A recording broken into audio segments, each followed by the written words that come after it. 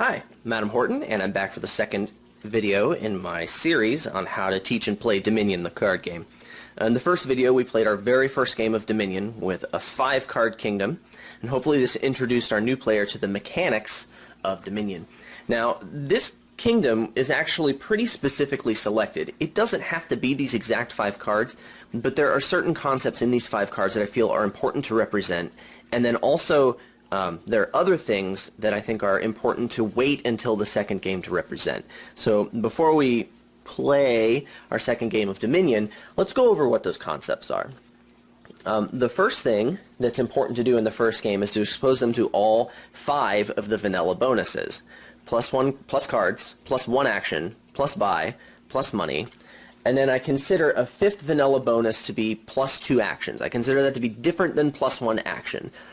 I mean, you can explain them in the same way, but having a card that gives you +2 actions and also a card that gives you +1 action, I think is important to help them see a variety of action cards. So that's a thing. Another thing that I think is important to expose them to is some sort of interaction and also something that makes it matter that you draw your 5 cards at the end of your turn instead of the start of your turn. So some players will decide, oh, well, I'm not going to draw until the start of my turn because I'd rather pay attention to what you're doing. And it's important that you're sitting there staring at your 5 cards, so the militia makes that matter. Council Room also will work for this because it matters that they draw and add to their hand. So that's why this is here. That's the important part of that. And then also, something that makes them discard in the middle of their turn. So I've chosen Oasis because it's actually the most simple card other than Baron that makes you do this. So Baron and Oasis are just fine. But if you've only got the base set Sellers, just fine. You can discard, and that's okay. There are a lot of mechanics that I've chosen not to introduce in the first game. And that's just because we want to get playing as quickly as possible, and we don't want them to be thinking about too many mechanics when they're still learning that, hey, I have to place my treasures on the table in order to play them, and when to shuffle, and you know, what the right order to play your action cards is, and that kind of thing. So let's talk about the mechanics that I wait for the second game to introduce. And now we're going to take these 5 cards and add 5 more cards to get like a full game of Dominion where most of the mechanics we care about are introduced. So let's take a look at some cards. The most common question I get is, hey, why are there curses on the table? When would you ever want to buy them? And the response I give for the first game is, well, I mean, you usually don't. They're pretty bad. They do nothing. They're worth negative points. On the other hand, sometimes you want to buy them. There are exceptions to pretty much everything in Dominion. And then I point at the massive box of, 250 cards, and like that guy. I point to that and I say, we'll get to it. There are plenty of opportunities for it. And they'll usually arrive at the conclusion that there are attack cards that give curses to your opponents. And so let's talk about Witch. Witch costs 5, gives you 2 cards, and makes everyone else gain a purple. So, purples are really bad. You want to give them to your opponents. Witch does that.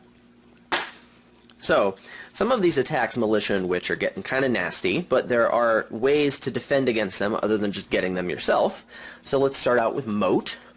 Moat is a $2 action, gives you 2 cards, but it's blue and it's a reaction. So what Moat does is if you're sitting there staring at your 5-card hand, and you got a Moat on it, and some jerk across the table plays a Witch on you and wants to give you a purple, you can say, hey, not today, bucko. I got a Moat. Go have fun with yourself. So that's what Moat's for. The thing is, Moat, while it's useful, you can still play it to draw 2 cards, it's not going to stop the attack unless you draw it in your starting hand and you're looking at it in those 5 cards. So 1 Moat might not do the trick. There's still a chance that you might not draw the Moat, so maybe you want lots of Moats, but you don't want a million cards that play +2 cards because they'll collide, blah, blah, blah. So, that's one way to play Defense and Dominion. Another thing you can do, so let's talk about Chapel. Chapel says trash up to 4 cards from your hand. So trashing is really, really good. Obviously, if someone gives you purples, you want to trash them. So Chapel will do that for you. Now's the time to point out that trashing and discarding are different things. With Oasis, we wanted to discard cards, but they were still in our deck. They weren't really gone because we would shuffle and we would see them again. With Chapel, you trash them, meaning they're out of your deck, they're removed from the game forever, of course with exceptions. But yeah, they're totally gone. So you can get rid of curses, but remember how I said these starting 10 cards were all bad? Yeah, you can get rid of those too, and trashing is really, really good. It's like the best thing you can do in Dominion. So Chapel's a really good card, because you can get rid of all of your bad stuff. And then there are two more concepts that I like to introduce in the first game. So something that makes you gain a card without buying it. So Workshop says gain a card costing up to 4. The difference between playing this card and buying a card is the fact that you can just play this card, gain a card, and then you still get your buy phase. So this is another way, besides plus buy, that you can gain more than one card per turn. And so you just explained that the difference between buying and gaining is when you buy a card, that's one way of gaining a card, but there are other ways of gaining a card, like playing a Workshop or something else. Finally, I like to include a Kingdom card that is not an action card to demonstrate that, hey, there's other things going on. They could be treasures, they could be victory cards, they can be other ways to score points. So I throw in Gardens. Gardens if you have a big deck, if your opponent's been throwing a bunch of purples at you, well, maybe get some Gardens and the Gardens are worth more. It's still not as good as not having the purples, but hey, it's something. At this point, I also explain the rule where if any 3 piles are empty, so not just the province pile, but any 3 piles are empty in the supply, the game is also over. So now at this point, we go ahead and we play this game with the 10 cards with all of the trashing and attacks, and there's actually an engine viable on this board. So what I do normally, one of two things happened in the first game. In the first game, sometimes your new player will buy a whole bunch of action cards, try and chain action cards together, and they learned a lesson about big money, saying, oh, hey, big money's pretty good, I need to play focused. And so sometimes after that, their second game, they will decide to play something big money related. In that case, I'm going to observe what they do, and I'm going to try and do the opposite. So if they're playing big money, I'm going to go for an engine where I draw my deck. And that engine where I draw my deck involves opening Chapel, probably pummeling them with curses, hitting them with a militia every turn. I really want to demonstrate that, hey, engines really are good, look at all the fun I'm having, it's possible, but you have to be focused about it. You know, if your player's not that competitive, maybe I'm going to go lighter on the attacks, but something along those lines. Another thing that can happen in the first game is they see I'm playing big money, and they just kind of mimic what you do, only a couple turns later, and they buy more action cards, but still not that many.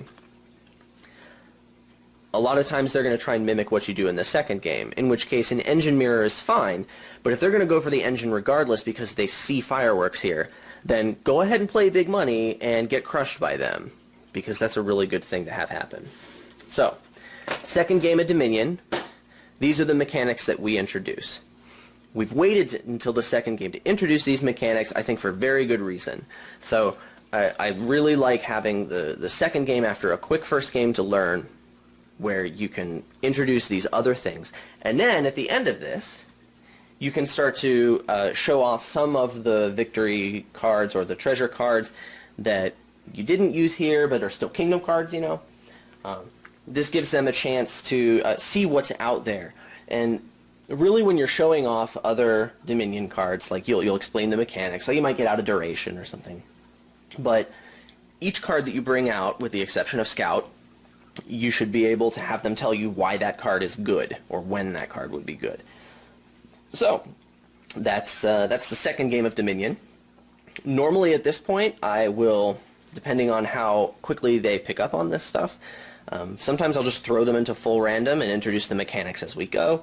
Other times I'll, start with these 5 and add 5 additional cards that introduce mechanics gradually, sort of read the situation there. But as far as my videos go, I'm going to stop talking about teaching the game now, and in the rest of these videos we're going to talk about strategy. We're going to go from the basic and we're going to go as high as I feel I can authoritatively talk about. And yeah, so hopefully you enjoy that, hopefully you stick around, but thanks for watching.